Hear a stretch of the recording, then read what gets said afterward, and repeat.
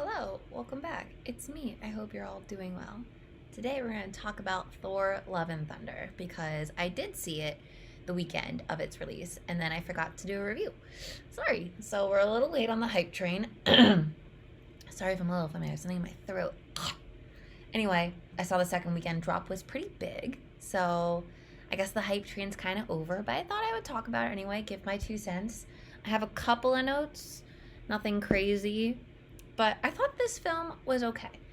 I think I had a better time watching it than I did Multiverse of Madness. Take that as you will. I think this one was more fun.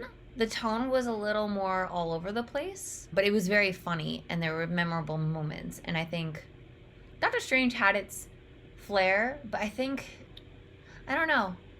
That one felt kind of messy. I feel like they didn't do Wanda quite justice. And I thought here the story was a bit more simple, which I think helps the film for it to like breathe a little. It wasn't everything I was hoping it would be, but it was certainly fun. So let me talk about some of the characters. I'm gonna do spoilerish free and then go into spoilers, if that's okay. So if you want spoilers, you can skip ahead. I need to figure out how to do time markers in the YouTube thing.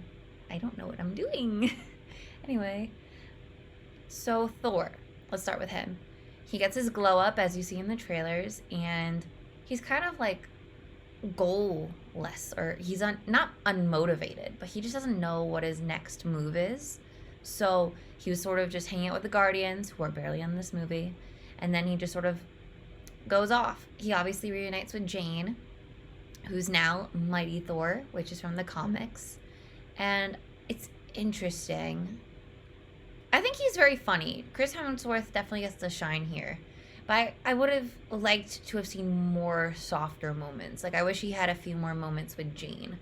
We see, like, a flashback of when they were, like, officially dating and kind of being domestic, which was kind of cute. But I kind of wanted more of that. And I think Thor could have done a better job with a leadership role.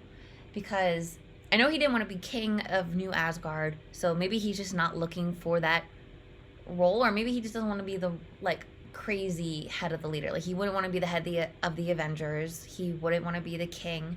I think he's a very good, like, lieutenant character, but I feel like they tried to position him in a leadership role here, and I don't know how it worked. It was definitely interesting to watch Thor, you know, take charge and take lead and do his action-y things, but I expected a little more growth, and I feel like it was okay for what we had.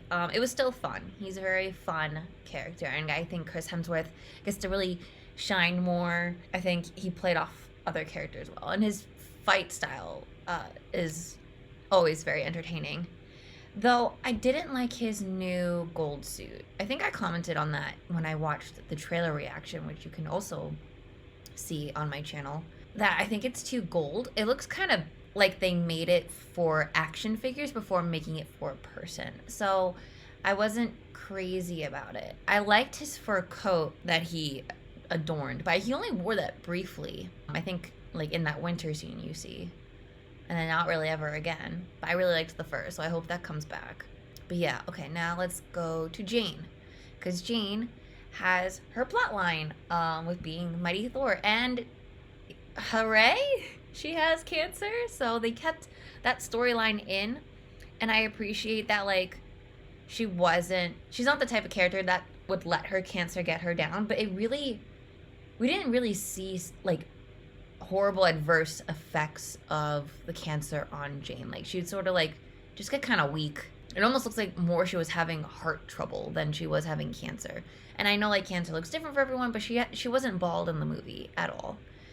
Like she is in the comics. Like, she just had like her brown hair, and then when she became Mighty Thor, she got her blonde highlights, sort of like what I got going on, but I think prettier. I thought she was okay.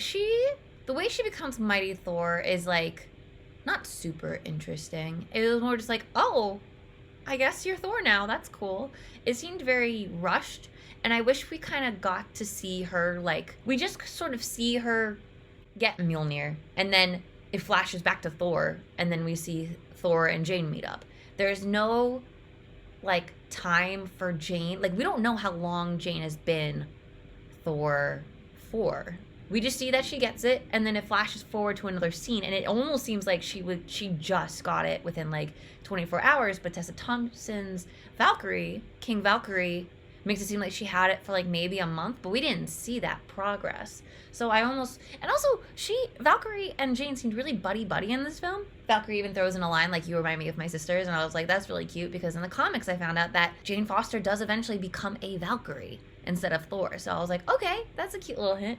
I didn't know about that, but I found their friendship wasn't fully developed, and I think if we had more scenes with like Jane going through a training montage, like Thor had his like glow up montage that you see in the trailer, I think that would have been justified. I would have liked to have seen her spar with Tessa. I would have liked, I don't know, maybe even like spar with kids, because like Jane might be mighty for Thor now, but like, does she know how to use those powers effectively? I would have liked to have seen like a little Asgardian kid like kick her butt, because she's not a warrior, she's a doctor. So like, you may have the magical powers, but can you like use it? Can you throw it around? And her powers, like, she kind of makes it look really easy to be a hero, and I don't think that's a great message. I don't know. Her arms looked great though. She looked like she bulked up for the film, and there was a difference between her Jane without Mjolnir, without the getup, as like her cancer self, and then the Mighty Thor version where she looked very happy. And she looked good. Like, I enjoyed what I had, but I wish I had more, if that makes sense. I feel like she didn't really get the pop off like I would have wanted. We see like very quick glimpses of her fighting, and then it mostly goes back to Thor, because we also have to show Korg fighting and Valkyrie and Thor. So it's, and even like gore action. So it seemed like, I don't know, it was okay. Let's talk about gore. I would talk about Tessa next, but her role was actually kind of small in this film, because she gets benched, spoiler, for the third act, which is kind of a bummer. Let's see. Gore was interesting. He wasn't entirely comics accurate in terms of look, and once I saw his comics look, I was like, oh, I kind of just see Christian Bale. But his story is pretty much there, and if you know it, you know, like, he really worshipped the gods, and then they like didn't do anything when his family was dying, and like his whole tribe of religious people worshipped and were kind of like died off, and he was the remainder. And then he sees gods, and then they kind of treated him like he was nothing, and he was really pissed about it, and he gets the necro sword and is able to like seek vengeance on gods. It was kind of brief, but he did have a really nice touching opening number. I say number like he's doing a musical. I just mean like an opening segment scene where you get to see him losing a child, and you get to see him like grieving, and before he becomes the God Butcher. So that was nice, and I think Christian Bale's acting shined through. I kind of understand his goal, which I'll go into, I guess, in the spoiler review, and the spoiler portion of this video, but I don't think he had everything figured out, and I kind of wish there was more of a transformation between him getting the necro sword and then before, because like you see that he gets like scarred up, because I guess he's crossing off like those religious markings on him to sort of really put that to rest, that past that he had with, you know, religion and believing in gods. But I wish there was more. You could see he got somewhat bulked up between shots. Maybe they CGI'd it, or I don't know. I kind of wish he was more like sickly, because we learned that the necro sword is like, it's like a curse and a blessing. You get the power to kill, but you're kind of dying the more you have it. So I kind of wish we saw more adverse effects to it, or even like, I don't know. They had a gag in the movie with Stormbreaker and Mjolnir, and I kind of wish they had one with the necro sword, almost as if like he could talk to it. Like, I don't know how it works in the comics, but like I think putting more emphasis on the necro sword would have been interesting, because it kind of just appears and it's like, okay, and it just sort of chooses him. And I wish there was a little more lore. Maybe that's in the 4-hour cut that Taika Waititi said he has, but he's not releasing apparently. What else? And his fight scenes were interesting, and his teeth were gnarly, I will say that. I don't know if he had like veneers in, but he looked kind of gruesome, which was good. I wish we saw him kill more gods. We saw mostly him like we hear about him killing gods, and it's like, I would have liked to have seen it. So yeah, and I guess that's all I can really say without spoilers. Korg is fun, and Tessa Thompson's great. I think she's really charming. She doesn't get a girlfriend in this movie like she teased, so that's... She does show her flirtiness. She's cheeky. I would have liked to have seen her more in the film.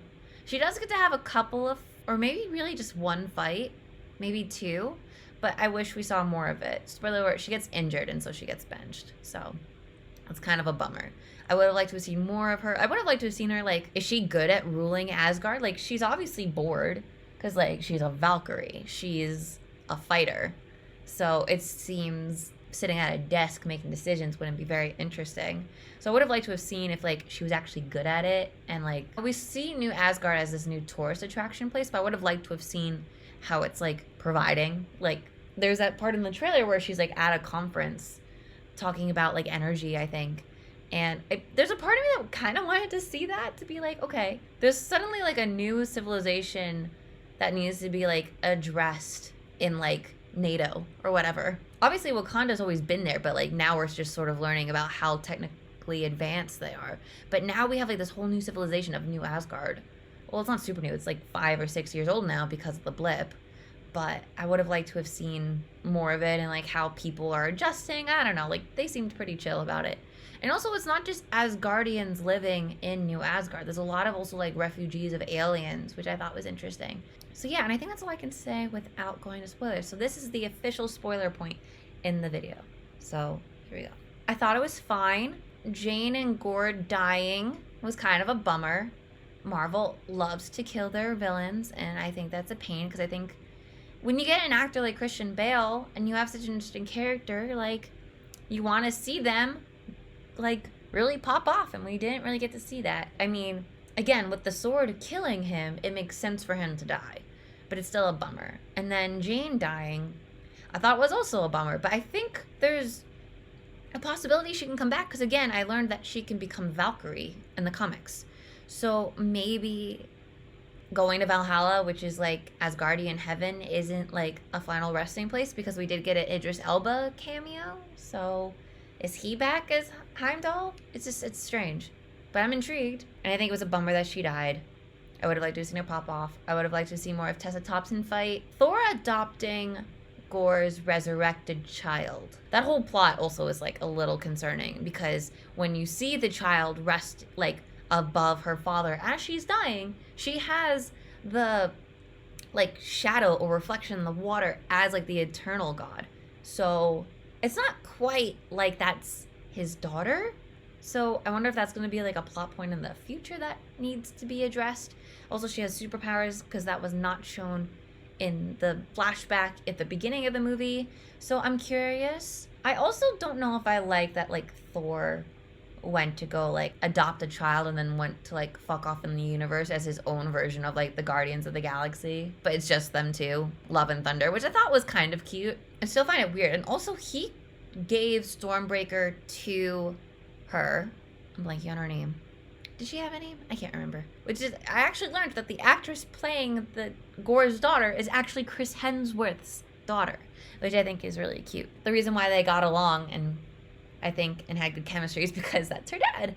So that's really cute. I wonder if they'll keep her as her, or if they'll rush to age her up like they are doing with Cassie Lang in the Ant-Man movies. I don't know how the Eternal God works. Like, obviously, Gore went in there wanting to wish for his daughter to be resurrected. Well, that's not true. He went in wishing all gods were dead. But then Thor played the but love card. So he wished for his daughter back. I wish we had a little more introduction to, like, this eternal being. Like, we hear it a little bit from Zeus, who's Russell Crowe.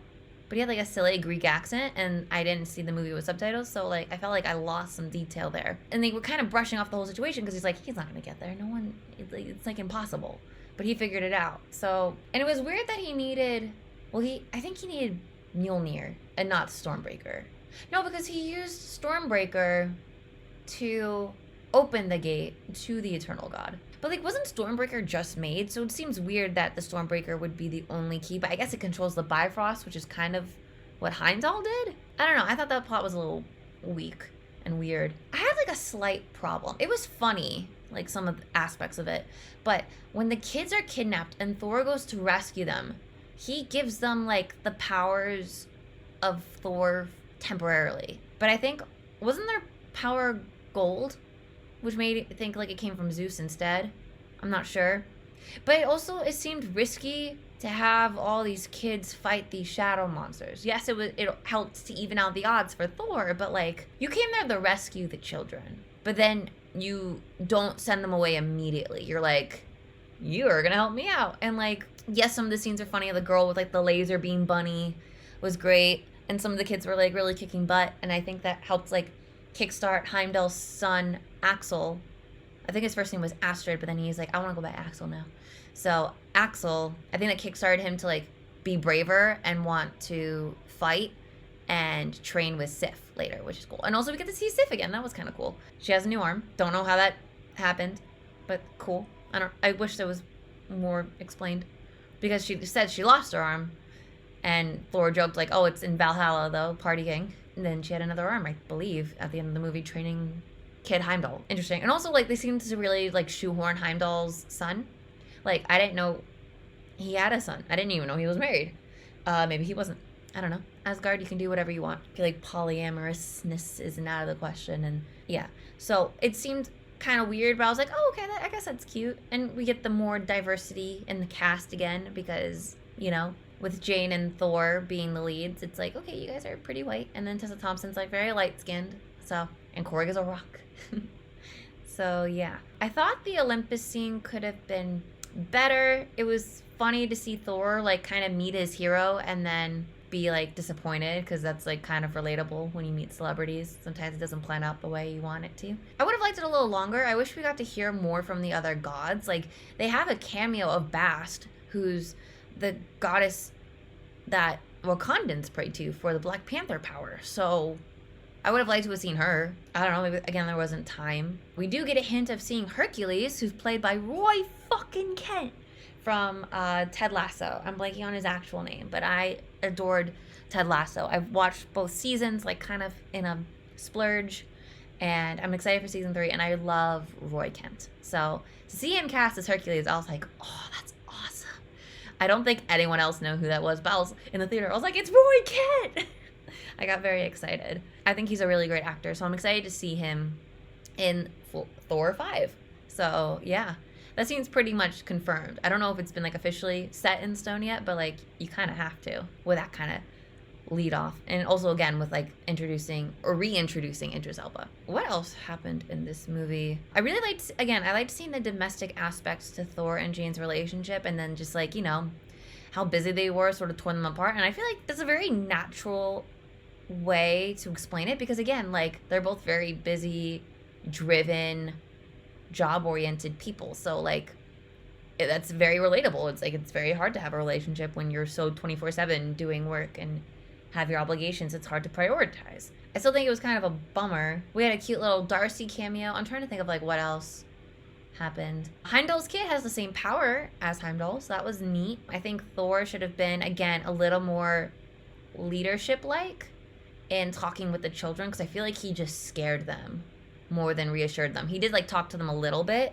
and it seemed to like put them at ease to some degree, but I think he needs to work on that, and hopefully he will work on that with his now daughter, which is strange. And I feel like it seems weird that Jane would be so forceful almost in wanting Thor to take care of Gore's daughter. Obviously, it's like the right thing to do. You don't want to leave this girl alone after her father dies, after she's reawakened from death. So she's probably really confused. But like, I think it would have worked out better if she was like part of a community like New Asgard, instead of just being alone with Thor in space doing the Guardians thing. Though not with the Guardians, which I thought was like, I get it, you don't want to do things with the Guardians, like they need to do different things, and also like you couldn't have them in the film for that long because you need to consider what's going to go on in Guardians of the Galaxy Volume 3 and the Christmas special. So they didn't, I guess they wanted to like kind of tie that off, but it seems weird that Thor is pretty much doing the same thing but without them.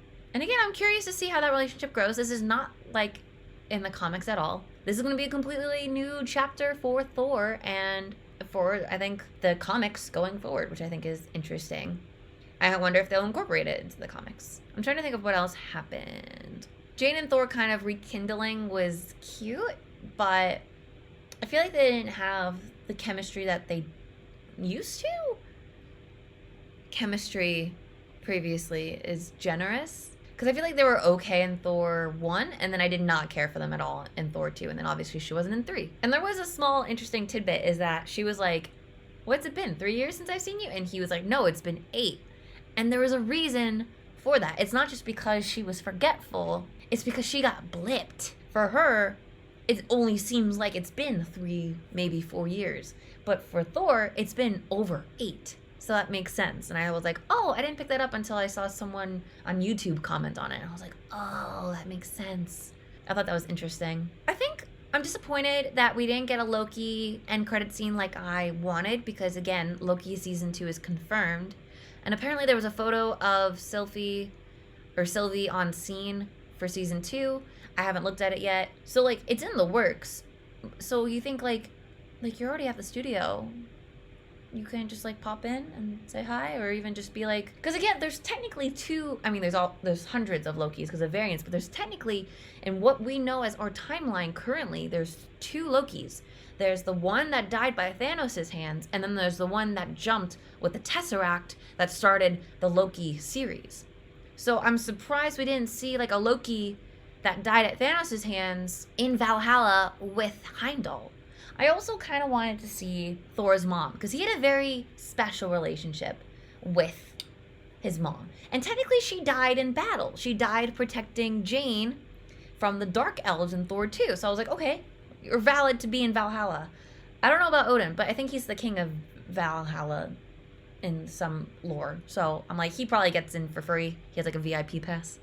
But I wanted to see Loki, or at least the one that died by Thanos' hands. Like, maybe that would have been too complicated. We're already going to have so many variants going forward with Loki and Sylvie, and then other ones that are going to be introduced, or the ones we've already been introduced to.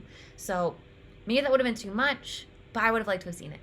That's just my opinion. Because Thor died in battle. He died by strangulation or asphyxiation. I don't know. Or maybe his neck just kind of broke. I can't really think of what else I can talk about, so I think I'm just going to leave it at that. I thought it was fun. I definitely laughed. But I think I was still left with a feeling of like, oh, okay, I wanted more. And I wish, like, I don't know if I would have done one storyline over the other in terms of like the Gore God Butcher storyline and then Jane, Cancer, Mighty Thor. I don't think it was a good idea to put both of these really complicated and really beloved and well-written stories into one movie, because I think it makes it too crowded. But I don't know if having the Jane plot on its own would be enough. So I understand why they added in Gore, because I think Gore is a more cinematic story to tell. I think the Jane storyline would have been good for a Disney Plus series almost. Maybe she'll get a Valkyrie series, who knows. But yeah, I was sort of like, okay, not really totally worth my time, but like I had enough of a good time where I was like, yeah, that was good. But I feel like I'm forgetting details a week and a half later, so take that as you will. I definitely came out of Multiverse of Madness being like, whoa, like I have to process this. I feel like with Thor, it was kind of forgettable, but it was still fun. A good popcorn flick. Definitely ate and enjoyed my popcorn. So yeah, let me know your guys' thoughts down below on the movie. Did you like it? Did you expect more? Are you excited for Thor 5? Where do you think you'll see Thor again in a movie? Do you think he'll just be in his solo movie, or do you think he'll be featured in another upcoming film? Because there hasn't really been an Avengers movie set. Because we're getting Ant-Man, we're getting Wakanda, Black Panther 2, we're getting Guardians 3, and then I know Blade, Fantastic Four, and others are in the works. But that's more complicated. I don't know what else is like more grounded for Thor to appear in next. But let me know your thoughts. I'd love to discuss it with you. Again, this was fun, and I really enjoy Marvel, so I would love to just gush about stuff with you, or even just talk and have a discourse. That'd be fun too. But let's be nice, okay? But for now, I'll see you guys in another video, and thank you for watching. Bye-bye.